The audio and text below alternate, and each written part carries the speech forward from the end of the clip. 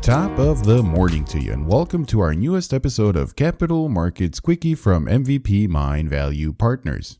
With the exception of the Japanese Stock Market Nikkei, we basically saw every major stock market index finish the week lower. And with vaccine distributions falling well short of expectations and new beer illness strains being detected, investors are rightfully worried that economic lockdowns could be here to stay for a while longer. My name is Endrit Cela, coming at you from Frankfurt, Germany, Europe's financial hub and home to the ECB.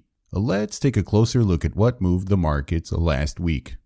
Well, as you heard, the stock market finished lower all across the board. Well, it must be déjà vu because it sure feels like 2020 all over again. The S&P 500 index took a breather last week, closing down more than 1% after posting record highs just the week before. And that goes for the Nasdaq 100, Dow Jones, and also for the German stock index DAX 30. Gold and silver actually took the biggest hit last week, with gold closing the week 1.1% lower and silver 2.56% lower. And once again, it feels like déjà vu, because it was only 10 months ago when Europe and the United States realized that the beer illness is a serious matter and started implementing lockdown measures all over the place. And as these lockdown measures were implemented, the stock market, along with precious metals and other asset classes, took a very big dip.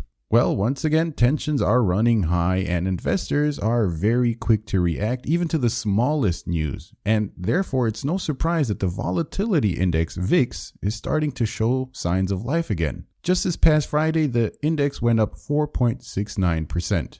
It seems as though we might have underestimated the whole beer illness ordeal after all, and it's gonna take some more patience until things really get back to normal. However, as far as the stock market is concerned, a little correction here and there is very healthy and could present great buying opportunities actually. Once again, déjà vu. Why?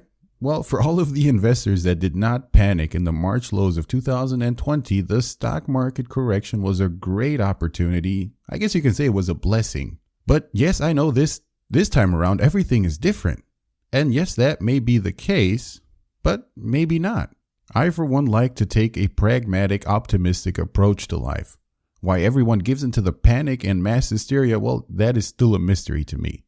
It seems like almost an addiction, and people love bad news. The worse, the better. Well, let's assume there are no more major setbacks in the distribution of beer illness vaccines. That should allow the economy to return closer to its normal state, probably by the end of the year or even sooner. The reopening and a return to typical spending habits is ultimately what will help return the economy as well as our lives back to normal. Now, as far as the stock market goes, well, there are some good opportunities ahead, and it might take some adjustments to your portfolio in order to profit from these opportunities. Because, frankly speaking, right now everyone is fixated on two things, Tesla and Bitcoin. And obviously that's going to make everyone rich. And I wonder why they didn't teach us this in school. Okay. Jokes aside. Now, we know that interest rates will remain low for a long time to come. At least that is a common narrative so far. However, many experts, and myself included, do expect longer-term bond yields to only rise modestly over the course of 2021 as inflation picks up. In this type of environment, you want to keep your portfolio well diversified and have some exposure to cyclical sectors that are very likely to profit from a steepening of the yield curve. But more importantly, and I cannot say this often enough, it is crucial to think outside the box because investing is more like philosophy.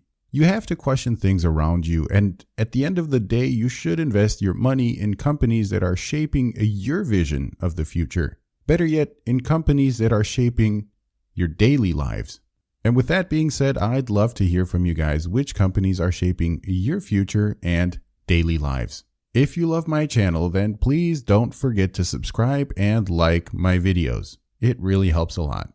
And that, ladies and gentlemen, concludes today's Capital Markets Quickie. To all of you listening from every corner of the globe, I wish you all the best, and stay tuned for our next episode on Sunday, January the 24th.